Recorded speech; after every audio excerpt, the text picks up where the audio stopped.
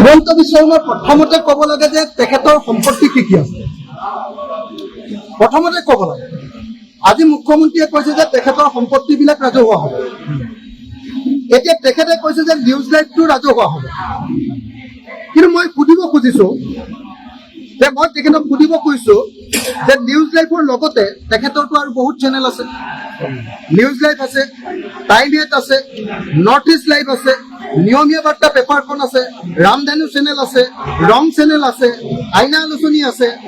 এই আটাইবিলাক সংবাদ মাধ্যম ৰাজহুৱা হ'বলৈ নহ'ব। এইবাৰ এই আটাইবিলাক কোঅপাৰেটিভ ছ'চাইটিলৈ যাব নে নাযাব প্ৰথম কথা। অকল মই সংবাদ মাধ্যমৰ কথা কৈ আছোঁ। তাৰপিছত তেখেতে কৈ আছে যে কাঞ্চনজুৰি বাগিচা আৰু তাৰ ৰিজৰ্ট ৰাজহুৱা হ'ব। মই জনামতে অকল কাঞ্চনজুৰি বাগিচা নহয়, এই মুহূৰ্তত তেখেতৰ নামত থকা, তেখেতৰ পৰিয়ালৰ নামত থকা 3খন বাগিচা আমি নাম জানো। তিনিচুকীয়াৰ চানমাৰী বাগিচা, সৰুপথাৰৰ ৰাধাকৃষ্ণ বাগিচা, তাৰপাছত আপোনাৰ কাঞ্চনজুৰি বাগিচা আৰু ঢেৰ বাগিচা আছে দেই। এই 3খন বাগিচা ৰাজহুৱা হ'ব নে নহয়, সেইটো 2 নম্বৰ কথা। 3 নম্বৰ, তেখেতে কৈছে যে গ্ৰীণ বাণী ৰিজৰ্ট এইটো ৰাজহুৱা হ'ব। তেখেতৰ অকল বাণী ৰিজৰ্টেই আছে নে অসম আৰু ভাৰতবৰ্ষৰ বেলেগ বেলেগ ঠাইত তেখেতৰ আৰু বহুত ৰিজৰ্ট আছে? মইতো শুনিছোঁ যে মেঘালয়ৰ পিনেও তেওঁলোকে ৰিজৰ্ট চিজৰ্ট বনোৱা, ডাঙৰ ফাৰ্ম হাউচ আৰু ৰিজৰ্ট বনোৱা কাম আৰম্ভ কৰিছে। মইতো শুনিছোঁ যে তেখেতৰ উৰিষ্যাতো তেনেকুৱা ধৰণৰ বহুত কিবা কিবি আছে। মইতো কোৱা নাই, এতিয়ালৈকে সম্পত্তিৰ তালিকাটো মই দিয়া নাই, দি দিম। আমাৰ হাতত আছে তেনেকুৱা তেখেতৰ সম্পত্তিৰ তালিকা আমাৰ হাতত আছে, দি দিম।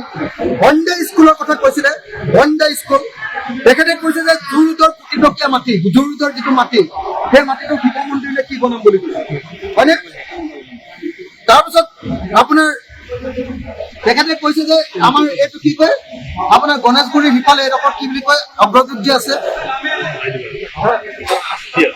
সেই ঠাইখিনি মাটিখিনি তেওঁ ৰাজহুৱা কৰিছোঁ বুলি কৈছে, মন্দিৰক দি দিছোঁ বুলি কৈছে। ত তেনেকে মই শুনিছোঁ তেখেতৰ উজান বজাৰটো মাজে কৈছে। আৰু গুৱাহাটীৰ বিভিন্ন ঠাই একদম নিউজ লাইভৰ ওচৰে পাজৰে ঢেৰ মাটি লৈছে।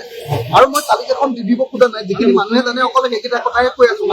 সেই আটাইবিলাক, প্ৰথম কথা, অসমৰ মুখ্যমন্ত্ৰীয়ে এই সম্পত্তিবিলাক ৰাজহুৱা হ'ব বুলি কোৱাৰ আগতে অসমৰ মুখ্যমন্ত্ৰী আৰু তেওঁৰ পৰিয়ালৰ কি কি সম্পত্তি আছে তেওঁ সম্পত্তিৰ তালিকাখন ৰাজহুৱা কৰে।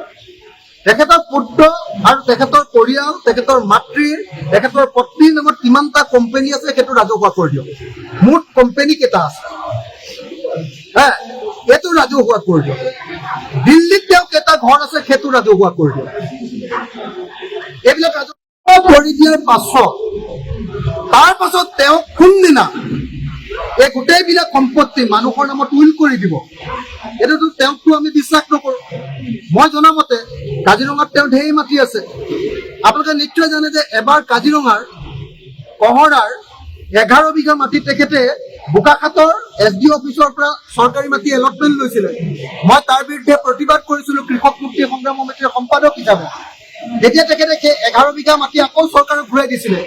এতিয়া কিন্তু তেওঁ আগফালৰ মাটিখিনিও কিনিলে আৰু তাৰ সেই 11 বিঘা মাটিও এতিয়া পুৰা বাউণ্ডেৰী মাৰি লৈছে। মইতো জানো সেইডোখৰতে আমাৰ কাজিৰঙা অৰ্কিড পাৰ্ক আছে, একদম কাষতে। সেই চৰকাৰী মাটিখিনি আকৌ তেওঁ কিন্তু দখল কৰি লৈছে। এইবিলাক ঘূৰাই দিব নালাগে, এইবিলাক ৰাজহুৱা হ'ব নালাগে। তেওঁ সম্পূৰ্ণ সম্পত্তিৰ তালিকাখন প্ৰথমতে ৰাজহুৱা কৰক, আৰু ৰাজহুৱা কৰি কেতিয়াৰ ভিতৰত তেওঁ এইবিলাক সম্পত্তি ৰাজহুৱা কৰিব।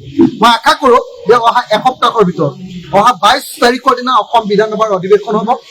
তাৰ আগতে তেখেতৰ পৰিয়ালৰ সম্পত্তিৰ তালিকাখন ৰাজহুৱা কৰক, আৰু সম্পত্তিৰ তালিকাখন ৰাজহুৱা কৰি সেই সম্পত্তিৰ তালিকাবিলাক কাৰ নামত এইবিলাক উইল কৰিব, সেই উইলখন অহা 22 তাৰিখৰ ভিতৰত তেওঁ সম্পূৰ্ণ কৰক।